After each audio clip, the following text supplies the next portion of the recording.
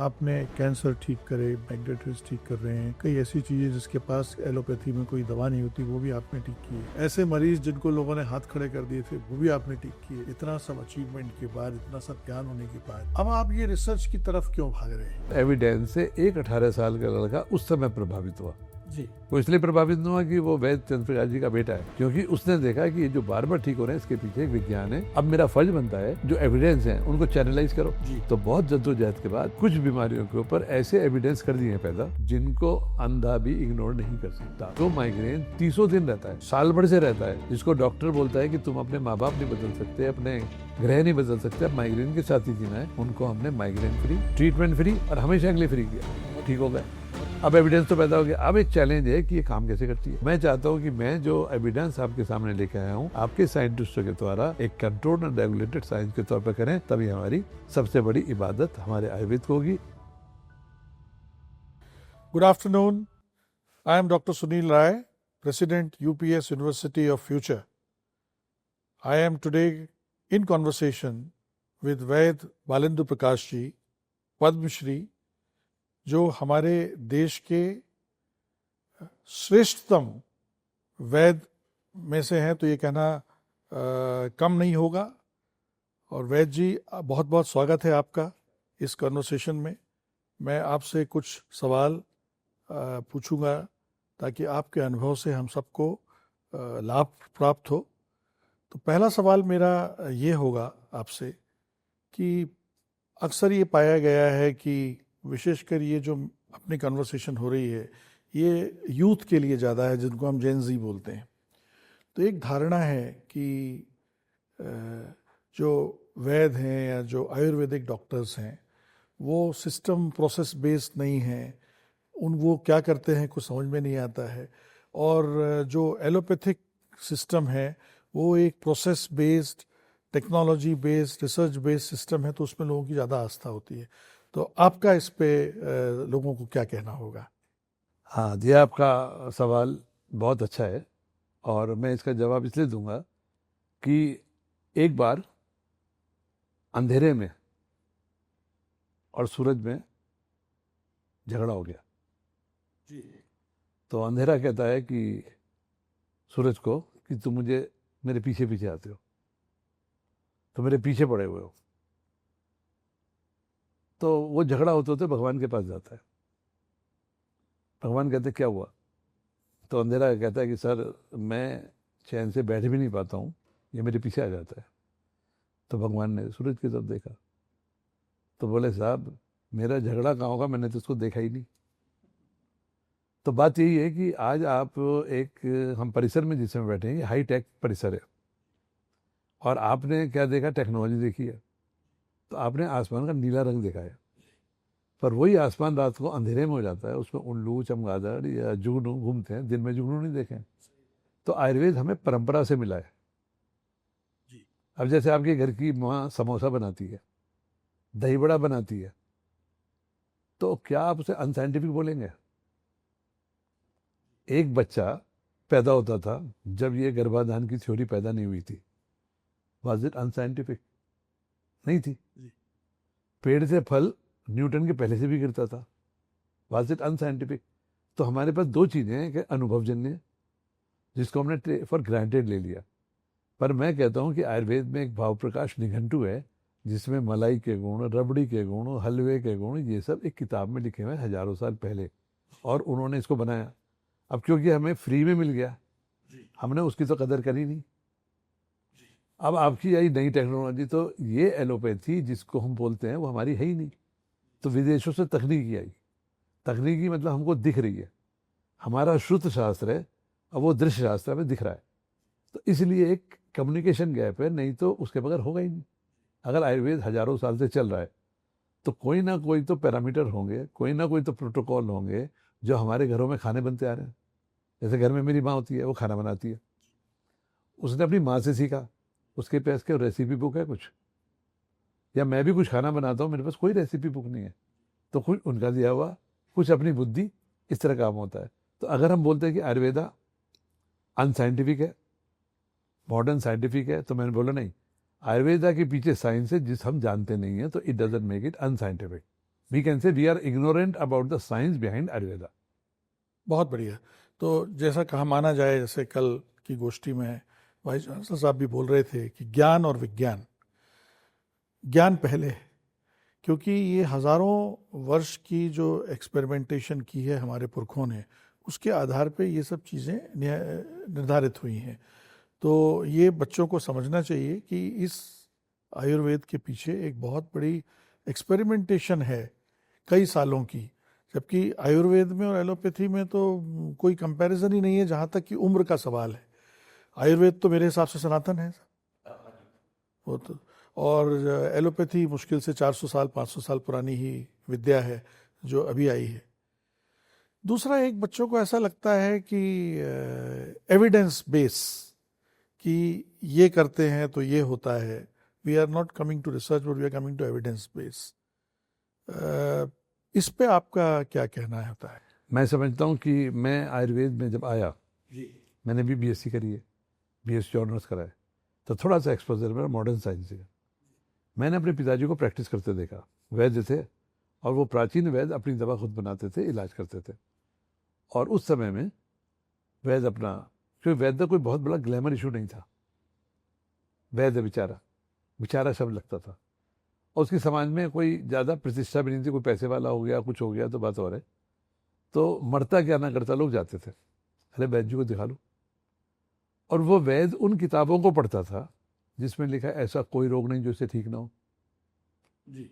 तो हम शास्त्र वाले लोग हैं, हम रामायण को महाभारत को पढ़ते हैं, वेदों को पुराणों को पढ़ते हैं, और उनकी हर बात को सही मान लेते हैं। पर अभी सुप्रीम कोर्ट ने रूलिंग दी है कि सूत्र शास्त्र can't be accepted as evidence. पर उस काल में उन्होंने उस शास्त्र को पढ़ा, उन्होंने आंख मीच के कर दिया। तो जब कोई वैद्य ये पढ़ेगा कि कोई भी रोग असंभव नहीं है, सारी बीमारी ठीक हो जाएंगी, तो उसने मरीज का इलाज किया।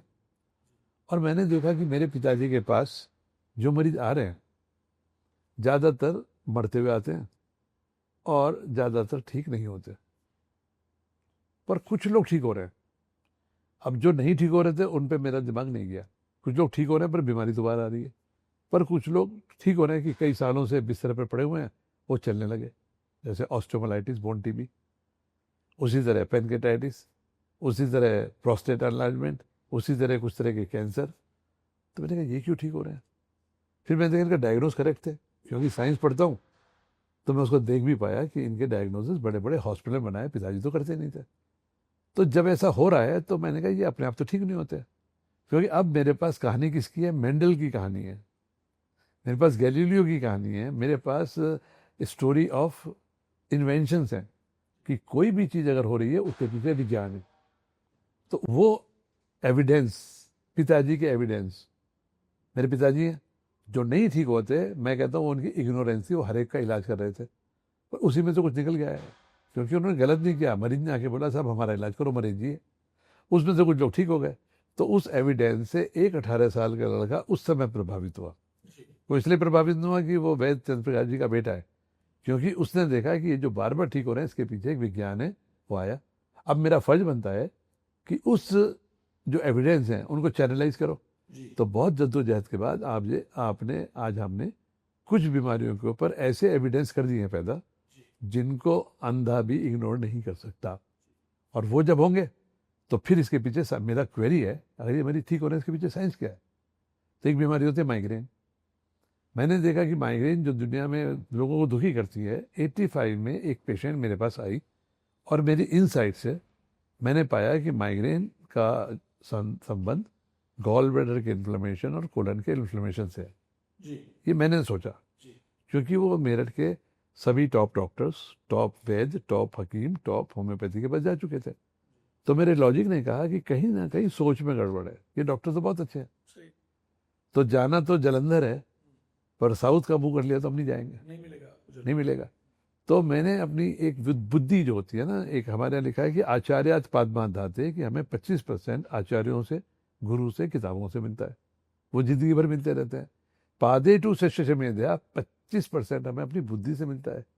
पादे टू से ब्रह्मचारी पे आज हम बैठे हैं, तो आपस में जब हम बैठते हैं उससे मिलता है पादे टू काल कर्मनाथ। तो ज्ञान हमें कैसे प्राप्त होता है? केवल एक डिग्री लेने से प्राप्त नहीं होगा, ये प्रोसेस है जो चलता रहेगा। तो उस बुद्धि से मैंने एक प्रोटोकॉल बना, बुद्धि कौन देता? ईश्वरीय बुद्धि, पिताजी थे नहीं। और वो मरीज जिसको 20 साल से रोज सिर दर्द होता था, उसका सिर दर्द ठीक हो गया। अब वो कहानी जो बनी वो बन गई।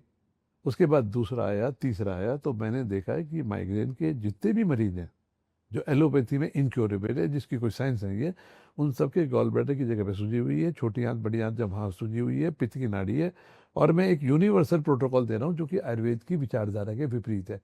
आयुर्वेद कहता है हर आदमी अलग है, हर एक की प्रकृति अलग है, हर एक का इलाज अलग होगा। मैंने कहा गाड़ी में तो एक में ही बैठते हो, फिर तो गाड़ी भी अलग होनी चाहिए।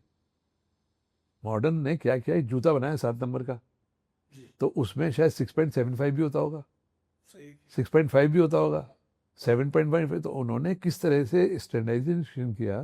तो आयुर्वेदा में हम वैद्यों ने क्या कहा, हर आदमी अलग होगा, हर आदमी की दवा होगी। वो शायद बचना चाहते थे कि एविडेंस नहीं होगा। तो मैंने एक मॉडर्न डायग्नोस का प्रोटोकॉल लिया। मॉडर्न मेडिसिन में डायग्नोस करने में यूनिफॉर्मिटी है, हम तुक्का नहीं लगाएंगे। उन्होंने हर चीज़ के सेट प्रोटोकॉल बनाए, तो उससे मुझे फ़ायदा मिला। और फिर मैंने इलाज किया। इलाज करने के बाद मैंने देखा मरीज लगातार ठीक हो रहे हैं।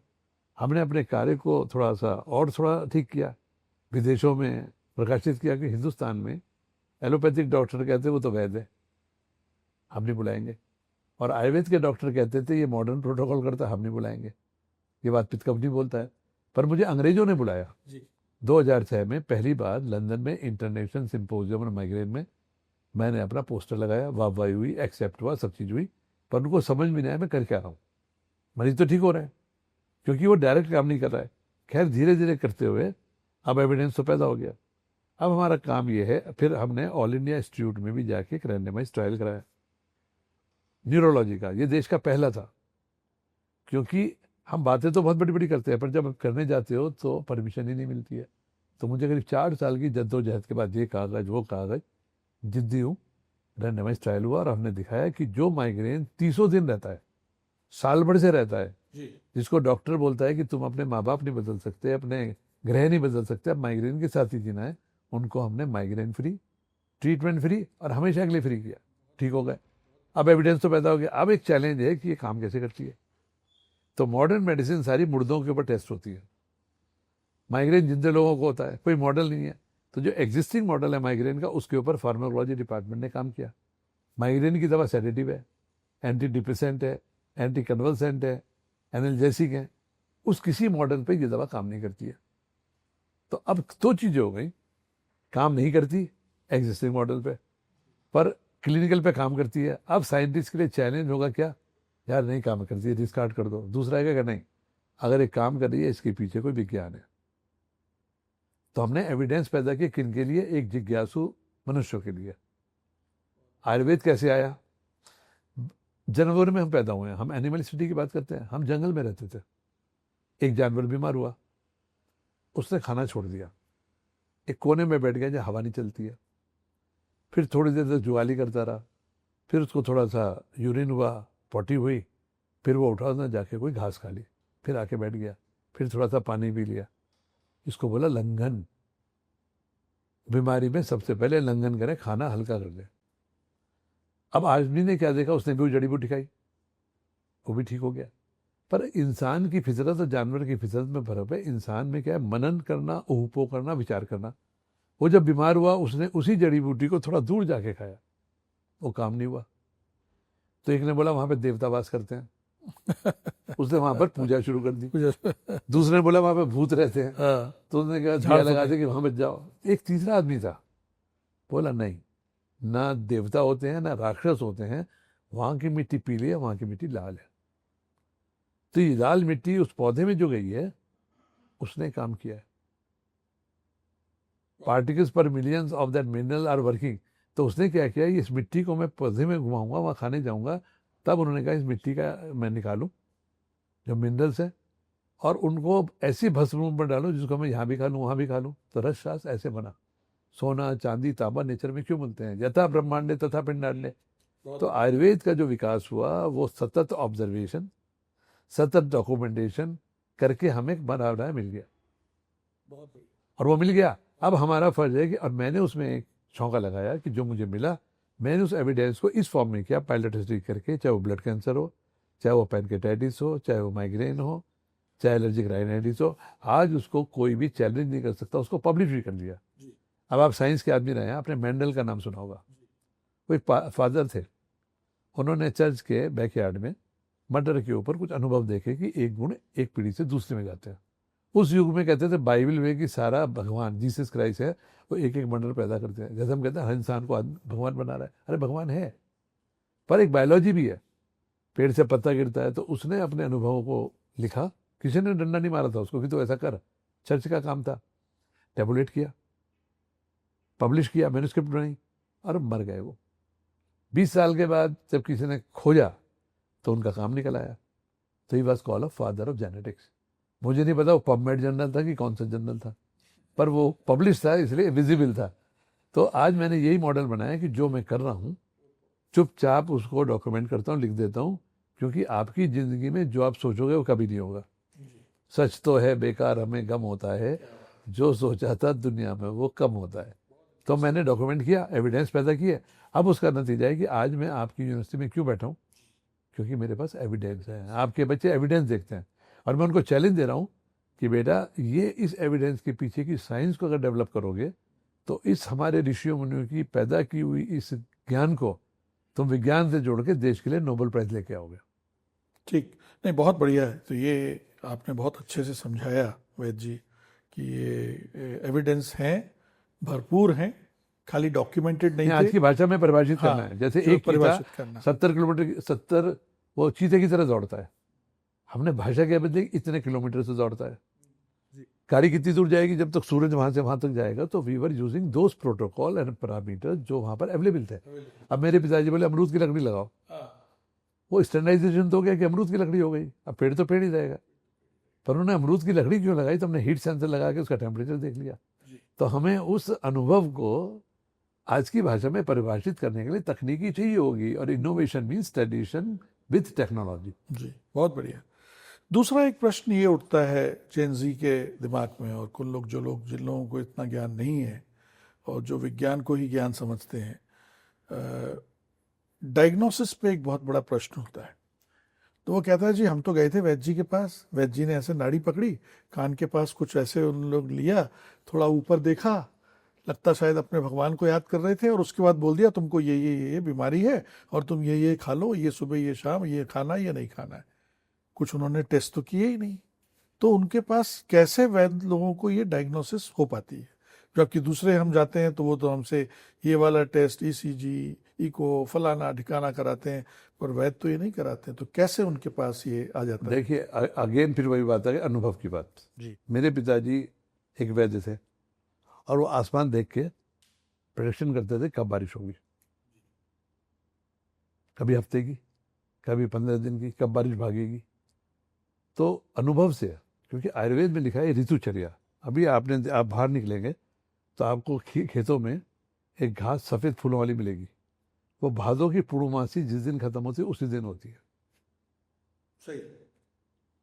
भाद्र पक्ष हो गया, आसमान फट जाएगा, पानी का रंग नीला हो जाएगा। कल मैं सहजा रह गया, अब गंदा पानी खत्म हो गया, तो निर्मल जल हो जाएगा। तो ये सब चीज़ें अगेन हमें अनुभव में मिली है। अब आप कोई काम करते हैं, आप बच्चों को देखते हैं, बच्चे की डिग्री बाद में देखोगे, आपको शक्ल देख के 80% उसकी जन्मपत्री खुल जाएगी। तो जब मैं वैद्य होता हूँ, दर्शन स्पर्शन च प्रश्नम था, कि उसके दर्शन से, उसके स्पर्श से, अब किसी का मैं हाथ पकड़ के डायग्नोस कर लेता हूँ, मेरा अनुभव है। तो वो अनुभव जन्य था, और ये आज की तारीख में एक्सपेरिमेंट जन्य है। आज भी कई बार अनुभव जन्य ऐसा है, क्योंकि हम कुछ बीमारी ऐसी हैं जो फंक्शनल है। जैसे मैं भी आपके सामने बैठा हूँ, चीज़ हंसता हुआ चेहरा आ गया, क्या हंसते हुए चेहरे के पीछे गुस्सा नहीं हो सकता? तो आप अगर फोटो खींचोगे तो हमारे ब्रेन की आएगी, पर मेरे गुस्से के हंसने की नहीं आएगी ना। गुस्से का कब पता चलेगा? जब आप मेरे से बोलोगे तो मैं ऐसे मुंह कर लूँ, आपसे आंख ना मिलाऊं, तो वो फंक्शनल हो गया। तो हम क्या करें कि हम ऐसा भी नहीं करें कि पोंगा पंडित बन जाओ, हम वैसा भी नहीं, इसको स्वीकार करो। आज हमने एक मॉडल बनाया है कि पेनकेटाइटिस का हम इलाज करते हैं। मैं नब्ज देख के डायग्नोज नहीं कर सकता, पर नब्ज देख के क्या कर सकता हूँ कि इसको साथ में इसकी टेंडेंसी क्या है, कफ की नाड़ी है, पित्त की नाड़ी है, तो हमें थोड़ा सा बहुत आता है, तो उस समय सपोर्ट मिलता है। पर डायग्नोज मॉडर्न से होता है, अगर वो नहीं होगा मैं डायग्नोज कर नहीं पाऊंगा। माइग्रेन का डायग्नोज भी मॉडर्न से होता है। राइनाइटिस का डायग्नोज भी मॉडर्न से होता है। तो आज जब मेरे पास डैशबोर्ड है गाड़ी में, मैं तुक्के से गाड़ी क्यों चलाऊंगा?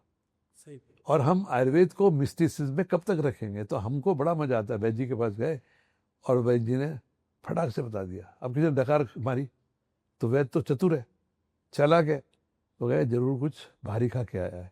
क्या छोले खाए थे क्या? तुक्का लग गया, कहानी बन गई। जैसे आप किसी जोशी के पास जाओ, अरे हाथ दिखाना भैया, आपने हाथ दिखा, अरे कमाते बहुत हो पर पैसा बचता नहीं है।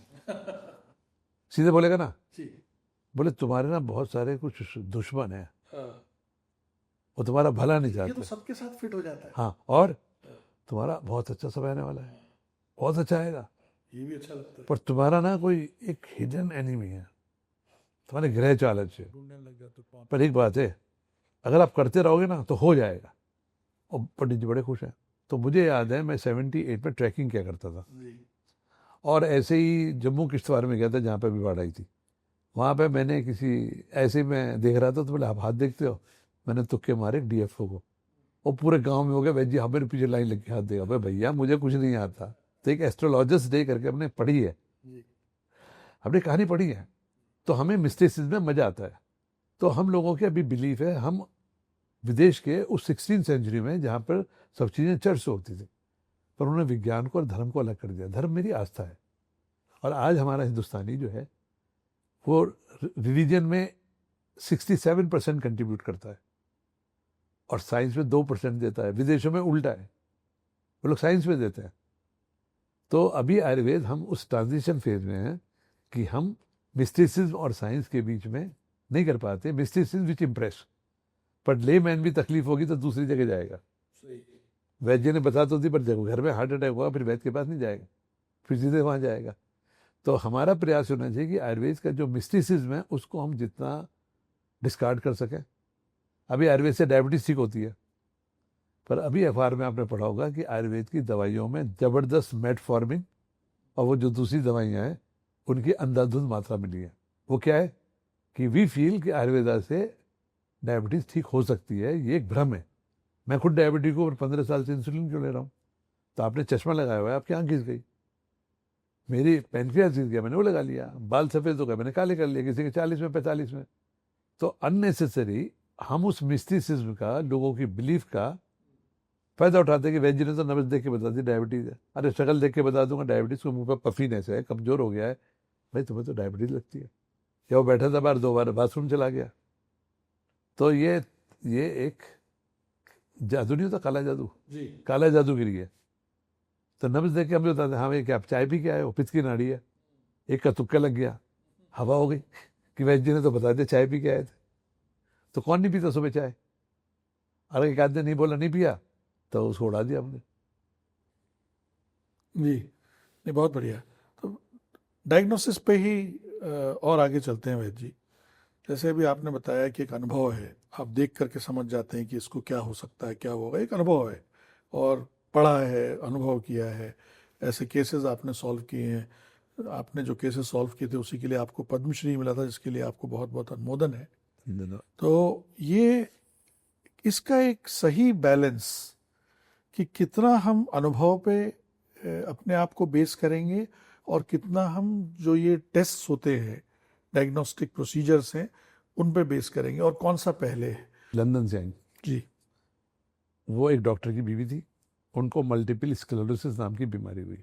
मुझे उसके बारे में कुछ नहीं पता था, और वहाँ पर मैं एक ब्लड कैंसर के मरीज को ठीक कर 2 को कर चुका था। तो लंदन के जो टॉप डॉक्टर सोचते थे कि वैद्य का जो तरीका है वो इम्यूनिटी के साथ करके कैंसर ठीक करते हैं, कीमोथेरेपी के तरीका नहीं है, क्योंकि वो बोन मैरो ट्रांसप्लांट के बाद फेल केस थे। तो मैं बड़ा प्रसिद्ध हुआ था। तो डॉक्टर की बीवी को जब MS हुआ, उसने मेरे को अप्रोच किया कि वैद्य जी हम आपसे अपनी बीवी का इलाज कराना चाहते हैं। मैंने कहा भाई मैंने तो इसका इलाज ही नहीं किया, मुझे तो उसका नाम लेना भी नहीं आता, पढ़ा भी नहीं है। बोले वैद्य जी हमें आपके इस जवाब का पता था कि आप यही दोगे, पर क्योंकि आपकी दवा ऐसी है तो हम चाहते हैं आप इलाज करो। अब बड़ी दुविधा की बात हो गई कि मैं कैसे इलाज करूं, मेरी तो किताबों में नहीं लिखा। फिर मैंने कहा आपको हिंदुस्तान आना पड़ेगा। जद्दोजहद के बाद हिंदुस्तान आ गई। वो लंगड़ा रही थी, वो न्यूरोलॉजिकल डिसऑर्डर है जिसमें हमारी माइलिन शीत को खा के बॉडी के सर्किट आउट हो जाते हैं तो हमें डिसेबिलिटी आती है। वो खड़ी भी नहीं हो पा रही थी, तो लंगड़ा रही थी। आयुर्वेद का अगर क्लासिकल टेक्स्ट बोलेगा तो बोलेगा पंगुता जहाँ जहाँ लंगड़ापन है वहाँ वायु है। वात पित्त कफ की नाड़ी देखी तो कफ की नाड़ी है। इतना मुझे जरूर पता है कि हमारी नाड़ी पे तीनों में अलग अलग एक्सप्रेशन आते हैं। क्यों आते हैं मैं नहीं बता सकता, क्योंकि वात पित्त कफ एक फिजिकल एंटिटी नहीं है, फिजियोलॉजिकल एंटिटी है। जैसे आप हवा को देख नहीं सकते, महसूस कर सकते हैं जी। तो मैंने देखा। अब यहाँ पर मेरा अनुभव आया, दवा क्या दूं? तो उनके एक दो सिम्टम थे, उल्टी हो रही थी, मैंने दवा दी, धीरे धीरे करा, ठीक हो गया। पर एमएस का डायग्नोज मैं नहीं कर सका। तो मैं बॉडी का तो इलाज कर सकता हूँ, पर अगर मुझे किसी बीमारी विशेष पे करना है तो मुझे एक सेट प्रोटोकॉल में उसका डायग्नोज चाहिए। तो पहला मरीज एक सेट डायग्नोसिस से नहीं किया, वो अपने अनुभव क्लिनिकल स्किल से किया। पर दूसरा जब मरीज आया उसको एमएस था, उसमें वो ही मिला, कहानी बन गई। तो पहला माइग्रेन का जो पेशेंट आया, मुझे माइग्रेन के बारे में नहीं पता था। मैंने नाड़ी पकड़ी, पेट देखा, जीभ देखा, नाड़ी, आकृति, दीर्घ, स्पर्श जो हमारे लिखे आती, उससे करके मैंने अपनी बुद्धि से इलाज किया। पर एक तो है कि मैं इलाज करता रहूं, गुप्त विद्या मैं ही ठीक करूंगा, पूर्णमासी की रात को नहा के बेटे के बेटा हो गया। पर अगर मुझे इसका प्रसार करना है तो मुझे एक प्रोटोकॉल बनाना ही पड़ेगा। तो अनुभव और तकनीकी दोनों का समावेश जरूरी है। बहुत बढ़िया। जैसे आपका बच्चा कोई पढ़ के आए हाईटेक, जी। और आप थोड़े से बुजुर्ग हो गए हो, आपके पास अनुभव है, उसके पास एनर्जी है, उसके पास शिक्षा है, तीनों का कम्बिनेशन है, बहुत अच्छा होगा। झगड़ा तब होगा जब आप उसे कहोगे तेरी तकनीकी यूजलेस है, वो बोले आपकी आपका थॉट प्रोसेस यूजलेस है। तो व्हाट वी से ब्रिजिंग, ये ब्रिज कर। बहुत बढ़िया मेरे ख्याल से तो। और आपने एक बहुत अच्छी बात कही कि मैं शरीर का उपचार कर सकता हूँ, रोग के उपचार के लिए मुझे मैं डायग्नोज ही नहीं कर सकता। नहीं कर सकते उसके अभी लिए कई सारे लोग बोलते हैं मैंने माइग्रेन का इलाज किया, मैंने डायग्नोस्टिक क्राइटेरिया वो तो पता नहीं। तो अगर आप मॉडर्न टर्मिनोलॉजी यूज कर रहे हो तो then you have to diagnose as per modern. आप सिर दर्द कहते हो तो सिर दर्द बोलो। तो अगर वैद्य जी आपको माइग्रेन के तौर पर एस्टेब्लिश होना है तो माइग्रेन के स्टैंडर्ड जो इंटरनेशनल क्राइटेरिया उस पर डायग्नोज करो, उसी पर ठीक करो, नहीं तो सिर दर्द बोलो। पर आप अगर सिर दर्द बोलोगे तो कोई आपकी बात सुनने वाला नहीं है। मेरे को अगर ब्लड कैंसर ठीक करना है तो बोन मैरो से प्रूव किया हुआ ब्लड कैंसर होगा, तभी मैं बोल पाऊंगा। मैं बात में पित्त और पित्त में कफ करके नहीं बोल पाऊंगा, ना मैं डायग्नोज कर पाऊंगा। तो हमारे एक डॉक्टर उड़प्पा हुए हैं बीएचयू में, उन्होंने 3 मॉडल आयुर्वेद के लिए बताए थे। Modern diagnosis, Ayurvedic treatment protocol, Ayurvedic diagnosis, modern treatment protocol, और तीसरे में क्या था पता नहीं था, पर ये था। तो हमने एक अडॉप्ट किया है कि मॉडर्न डायग्नोज है, आयुर्वेदिक ट्रीटमेंट प्रोटोकॉल है। यानी कि आयुर्वेदिक डायग्नोज है, एलोपैथिक दवा है, या एलोपैथिक डायग्नोज है तो आयुर्वेदिक दवा है। तो हमने एलोपैथिक डायग्नोज में उसमें यूनिफॉर्मिटी मिलती है। एक एग्जाम्पल और देता हूँ। एक होते हैं राइनाइटिस, जुकाम होता है। हमने पाया कि हमारी एक दवा है जो कि लिवर में काम आती है, शास्त्रों में लिखी हुई है। इत्तेफाकन 97 में मेरे को एक ऐसा जुकाम हुआ जो किसी दवा से ठीक नहीं हो रहा था। आयुर्वेद की जो क्लासिकल दवाइयाँ हैं, मैंने थक हार के, मेरे जो दोस्त थे ऑर्थोपेडिक सर्जन देहरादून में, उन्होंने मुझे 16 दिन का एक एंटीबायोटिक का कोर्स कराया, 14 दिन का, वो ठीक हो गया। 15 दिन बाद फिर हो गया। मैंने अब नहीं खाऊंगा। फिर होम्योपैथी की दवा दी, उस पर शायद वो एब्सोल्यूट एल्कोहल जबान पे जो लगा तो जबान इतनी मोटी हो गई, आदत नहीं है मेरे को। तो मैंने ये भी गड़बड़ है। तो एक दिन मैं अपनी नब्ज पकड़ के बैठ गया। यहाँ पर थोड़ा सा अनुभव का आया है कि पित्त और कफ की नाड़ी है।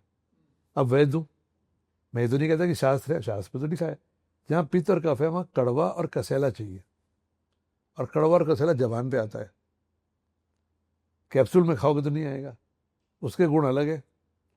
तो एक दवा थी जो लिवर की दवा है, मैं कैप्सूल फॉर्म में खा रहा था। मैंने इसमें तो वो सब है जो कसेले और कड़वे हैं, पर तब होगा जब पाउडर फॉर्म में। अपने मन से विचार करके मैंने वो पुड़िया खाई, और साहब 6 महीने की जो बीमारी थी मेरी 3 दिन में ठीक हो गई। अब किसी किताब में तो लिखा नहीं है, पर वही है कि फल न्यूटन से पहले भी गिर रहा था, अब वो हो गया। अब जब ये सब हो गया मेरे पास, तो मेरे पास एक कहानी बन गई, फिर दूसरी कहानी बनी, फिर बहुत सारी हुई, बहुत सारे मेरे ठीक हुए। फिर हमने इसका रैंडमाइज ट्रायल किया। रैंडमाइज ट्रायल करने के बाद पता चला कि लिवोसिट्रिन से ये 4 गुना ज़्यादा फायदा करती है, 4 गुना साइड इफेक्ट कम है। फिर हमने कानपुर मेडिकल कॉलेज में किया। अब हमारे पास एक कहानी तैयार हो गई। कहानी तैयार हो गई, कहानी तैयार है, स्कीम तैयार है, स्कीम तैयार है, और पता चला कि मुंह में डालने के 1 मिनट में फायदा करती है। बहुत बढ़िया। 1 मिनट में फायदा करती है। तो ये दवा जो हमारे शास्त्रों में लिवर के लिए लिखी हुई है, ये एक हमारे देश की अग्रणी कंपनी को पता चलती है। वो कहते वैजी फार्मूला हमको दे दो, तो वो फार्मूला 2 करोड़ का बिका, क्या बात, वैल्यू एडिशन करके। Value addition. तो हम किताब के कीड़े नहीं बने, हमें जो संदर्भ ग्रंथ मिला है उसको लेके आगे हम करते जाएं। और यही आयुर्वेद है कि हमारे को विरासत में बहुत कुछ मिला है। जैसे एस्प्रिन है, शुरू में एक चीज़ के लिए आई थी। तो आयुर्वेद एक ऐसा समुद्र है, जितना गोते डालोगे इतना गोते डालोगे, ज्ञान निकलता ही जाएगा। ये तो आयुर्वेद का तो बेस ज्ञान है। बहुत ही अच्छा लग रहा है वैद्य जी आपसे बात करते हुए, और बहुत ही प्रभावित भी हैं, क्योंकि जो आप उसको आप कहानियाँ बोल रही हैं वही एविडेंसेस हैं, और वही जो है सिद्ध कर रहे हैं चीज़ें। अब मेरा आपसे एक अंतिम प्रश्न है, वो ये है कि आपने कैंसर ठीक करे, पैंक्रेटिस ठीक कर रहे हैं, कई ऐसी चीज़ें जिसके पास एलोपैथी में कोई दवा नहीं होती वो भी आपने ठीक किए, ऐसे मरीज जिनको लोगों ने हाथ खड़े कर दिए थे वो भी आपने ठीक किए, और उसके बाद में आपके इन्हीं प्रयासों पे प्रभावित होकर आपको पद्मश्री से भी नवाजा गया, जिसके लिए हम लोग सभी प्राउड हैं। इतना सब होने के बाद, इतना सब अचीवमेंट के बाद, इतना सब ज्ञान होने के बाद, अब आप ये रिसर्च की तरफ क्यों भाग रहे हैं? जो आप हमारे साथ यूपीएस में आ गए, ये तो हमारा सौभाग्य है। और अब ये क्या आवश्यकता है, क्या मैसेज है कि ये रिसर्च की आवश्यकता, ये आपको कहाँ से इसका आपको इंस्पिरेशन मिला और आप इसमें क्यों पड़ गए? आपकी जेब में एक फाउंटेन पेन है। जी, पहला फाउंटेन पेन किसने बनाया था? मुझे नहीं पता। नहीं मालूम ना? नहीं। पर इससे फ़ायदा क्या है? कहीं पर भी लिख सकते हैं आप। जी, मुझे पता है कि जब मैं पैदा हुआ था, एक इंक दवात और एक कांटे की कलम होल्डर होता था, लेके हम होल्डर, जाते थे। होल्डर बोलते फिर थे। निब वाले पेन आने लगे, उसमें जी। इंक आने लगी, कभी इधर गिरता था उधर गिरता था। कपड़े खराब होते तो थे। किसी आदमी ने बहुत पहले सोचा होगा हम्म, कि यार इसको लेने कैसे जाएंगे, हम कैसे करेंगे, और आज हम उसका नाम भी नहीं जानते हैं। पर उसने यही किया ना, हम कहीं भी लिख लें, मेमोरी कम होती है, तो लिखने की जरूरत क्यों पड़ी कि हम याददाश्त कर लें। सही, जैसे गिलास बनाया, तो पहला गिलास किसने बनाया? हम तो ऐसे पी लेते थे। सही है। तो आज हम कुर्सी पे बैठे हैं, हम लोग चौकड़ी लगा के बैठते हैं, बहुत बैठते अच्छा थे, है। हाँ, पर आप जरा 8 घंटे बैठ के देखो, 1 दिन 2 दिन 5 दिन हाँ, पैर टेढ़े हो जाते पैर थे। टेढ़े हो जाते। तो किसी आदमी ने कहा नहीं, हमें 30 इंची पे ही बैठना है। तो इन लोगों ने क्या किया कि कैसे हम आने वाली पीढ़ी में चीज़ें लाएं। मैंने कहानियाँ सुनी, तो मैं उन सबको नमन करता हूँ जिसने पंखा बनाया है, किसी ने एसी बनाया है, किसी ने लाइट बनाई। उन्होंने हमारी ज़िंदगी आसान की, बहुत आसान की ना। मुझे याद है कि हम मोमबत्ती में पढ़ते थे, देखते हैं कि हम मोमबत्ती वाले पढ़ते नहीं थे, पर बिजली से हमें बहुत आसानी हुई है। तो मैं उन मनीषियों को, उन वैज्ञानिकों को, वो ऋषि मुनि नहीं है, विदेशों में है, मेरे देश के भी नहीं है, उनको नमन करता हूँ कि उन्होंने मेरी ज़िंदगी बहुत आसान बनाई। जूता बनाया, चप्पल बनाई, बटन बनाए, कमीज बनाई। तो मैं उनको एक श्रद्धांजलि देना चाहता हूँ कि मेरे पे जो ज्ञान मिला, जिससे मुझे शोहरत मिली, दौलत मिली, सम्मान मिला, ये सब मिला, पर अगर मैं इसे विज्ञान की धारा में जोड़ दूँ तो आने वाली पीढ़ी को अगर कुछ और मिलेगा तो मैं उन लोगों को श्रद्धांजलि दूंगा, बस। तो उन अज्ञात मनीषियों को, वैज्ञानिकों को, जिन्होंने दिन प्रतिदिन हमारी जीवन में, आज हम बात कर रहे हैं, ये दुनिया इसको सुनेगी कैसे, तकनीकी किसने डेवलप की? स्टीव जॉब ने कैसे एक हाथ में हमारी दुनिया दे दी। आज स्मार्टफोन बनाने वाला सबसे पहले एप्पल है, अब तो सारी दुनिया बना रही है। तो इन्होंने यही बनाया कि हमें नहीं तो घर में जाएंगे भी बात करेंगे। हमने देखा है, आपने भी देखा है कि भैया शाम को 4 बजे घर पे रहूँगा, लैंडलाइन पे फ़ोन करना, फिर जो आंधी में उड़ गया। तो सतत प्रयासों से हमारा जीवन दिन पर दिन अच्छा हुआ है, और उसमें मैं श्रद्धांजलि यही दे पाऊंगा कि जो मेरे पास विधा है उसको मैं दुनिया तक पहुंचाने के लिए काम करूं। इसलिए करता हूं, ना तो हम कामे राज्यम, ना स्वर्गम, ना पुनर्भवम। ना तो मुझे राज्य की इच्छा है, मैं राष्ट्रपति भवन में था, मरीज तो मुझे वहां भी देखने पड़ते थे, और स्वर्ग में चला जाऊंगा तो फिर संस्कृत पढ़नी पड़ेगी जो यहाँ पढ़ता हूँ, और मोक्ष करके क्या करूँगा, आत्मा तो पड़ी रहेगी। तो काम है दुक्तप्ता नाम प्राणी नाम आरती नाष्टम। मेरी यही इच्छा है कि मेरे लोगों के दूर हों। अब पैनक्रेटाइटिस बढ़ती जा रही है। हिंदुस्तान में पहला मरीज 1937 में आया, दुनिया में 1652 में आया। क्या कारण है कि इस देश में आज 28 लाख लोगों में सबसे ज़्यादा मरीज हमारे देश के हैं, वो सारे यूथ हैं, वो भी तो किसी के बच्चे हैं। तो अगर हम आपके साथ मिलके, जी हमारे पास तो मरीज आ रहे हैं, हम भरे पड़े हैं, हमारे बैंक बैलेंस बढ़ रहे हैं, हमारे पैसे बढ़ रहे हैं, सब चीज़ें बढ़ रही हैं, वाहवाही हो रही है। कभी अभी एक मुख्यमंत्री इलाज कराने आए हुए हैं, बड़े खुश हैं हम। परंतु हम चाहते हैं कि हमारे पास वो भी आए जो नहीं आ सकता। एलोपैथी की दवा अच्छी है बुरी मैं नहीं बोलूँगा, पर दवा मिलती तो है, पर मिली कब? जब तकनीकी है। तो तकनीकी आधारित जो मेरा अनुभव है, इसको विकास करने के लिए आपके इंस्टीट्यूट के साथ आया हूँ। और आप ही क्यों, मेरी तो उम्र बीत गई, जी आप ही ने सुना इस बात को, जी बाकी नहीं सुना। और आपने सुना ही नहीं, लिप सपोर्ट तो मिली। मैंने आज तक किसी इंस्टीट्यूट को मेरी प्रोजेक्ट के लिए तो बोला कर लो पर पैसे दे दो। मेरा कुछ दिन पहले हमारे उत्तराखंड की एक बहुत बड़ी यूनिवर्सिटी है, बड़ी नामी, उनके साथ MOU हुआ, अजय भट्ट जी आए, सब हुआ, पर बोले पैसे भाई जी आप ला के दोगे। मेरी आंखों में आंसू थे जिस दिन मुझे पता चला कि आपकी यूनिवर्सिटी ने इस प्रोजेक्ट के लिए पैसा भी दिया है। तो आपकी और हमारी पट गई है। जी आपने कहा कि भाई जी आपके पास अनुभव है, हमारे पास तकनीकी है, तो मजा आ गया। तो ये आपका किस लिए? आपको भी नहीं चाहिए। आप चांसलर साहब हैं, इतने सारे बच्चे हैं, सारे दुआ सलाम करते हैं। आज आप क्यों बैठे हो मेरे पास? आप इसीलिए बैठे हो कि इस आदमी के पास एक अच्छी सोच है, इसकी दवा काम करती है। और अब ये क्रूड है, अभी अंधे की लाठी है मेरी दवा, इसको आप जब आंख देंगे तो मजा आ जाएगा ना। और मैं जब कहता हूँ जब ऐसा होगा तो हम उन ऋषि मुनियों को, अगर देश को नोबेल प्राइज आएगा तो क्या बुरा है। मैं भारत का रहने वाला हूँ, भारत की शान है, हमारी शान है। जब सचिन तेंदुलकर जीता हमें मजा आता है। तो आयुर्वेद में हम कैसे विज्ञान को स्फुरित करें। आज आपके बच्चे जो है ना इंजीनियरिंग पढ़ने आते हैं, पर आप किसी BMS कॉलेज में जाओ, दिल पे हाथ रख के पूछो क्यों BMS क्यों करने आए हो, बोले जी MBBS में दाखिला नहीं हुआ। हम इसको जब ग्लैमराइज करेंगे, जब देखेंगे इसके पीछे भी चीज़ है, तो जब पहला बच्चा जो IIT वाला आयुर्वेद पढ़ेगा तो आयुर्वेद कहाँ का कहाँ जाएगा। तो उसके लिए आपका, आपके इंस्टीट्यूट का, आपके जो युवा वैज्ञानिक हैं, सारे युवा यहाँ पर, उन्हें देख के लगता ही नहीं कि साइंटिस्ट भी होंगे, क्योंकि आपने एक माहौल पैदा किया यहाँ पर, उनके अंदर जोश है। तो हमें वो जो मैंने आज बोल रहा था कि मैं जिनके साथ था वो मेरे से 45 साल बड़े थे, आज जिनके साथ वो मेरे से 45 साल छोटे हैं। तो जो 100 साल की कड़ी हुई है बीच में, उसका लिंक करने के लिए आपका साथ मिला है सर। तो मेरा तो जिंदगी का मकसद पूरा हो रहा है, क्योंकि मैंने हरिद्वार में भागीरथ की तरह गंगा को लाके दिखा दिया। पर गंगा की पूजा किसने की? उस पुजारी ने नहीं की जो रोजाना आरती उतारता है। गंगा की पूजा की अंग्रेज ने, जिसने गंग नहर बना के कंट्रोल एंड रेगुलेटेड सप्लाई की। तो मैं चाहता हूँ कि मैं जो एविडेंस आपके सामने लेके आया हूँ, आपके साइंटिस्टों के द्वारा एक कंट्रोल एंड रेगुलेटेड साइंस के तौर पर करें, तभी हमारी सबसे बड़ी इबादत हमारे आयुर्वेद को होगी, हमारे ऋषि मुनियों के प्रति श्रद्धांजलि होगी, और उन सभी साइंटिस्टों को जिन्होंने हमारे ईज के लिए अपना जीवन लगा दिया। बहुत बढ़िया, बहुत अच्छा लगा वैद्य जी आपसे ये बातें करके और आपके विचार जान के। और अब मैं UPS यूनिवर्सिटी की तरफ से, हमारे सभी साथियों की तरफ से आपको पुनः एक बार धन्यवाद देना चाहूँगा। आपकी बिटिया जो हैं शिखा जी, उनको भी धन्यवाद देना चाहूँगा, क्योंकि हमारे लिए तो भागीरथ वो हैं, पहले हम उनको मिले थे और पहले गंगा मिली फिर भागीरथ मिले। तो हमारे साथ थोड़ा सा उल्टा हुआ है। नहीं तो गंगा आ गई तो देखने को मिली ना। तो मैं उन गंगा को नमन करता हूँ। हो गया। और गंगा का ही प्रेरणा थी जब मुझसे पहली बार, मैं जब वाइस चांसलर हुआ करता था, वो मेरे दफ्तर में आके मिली।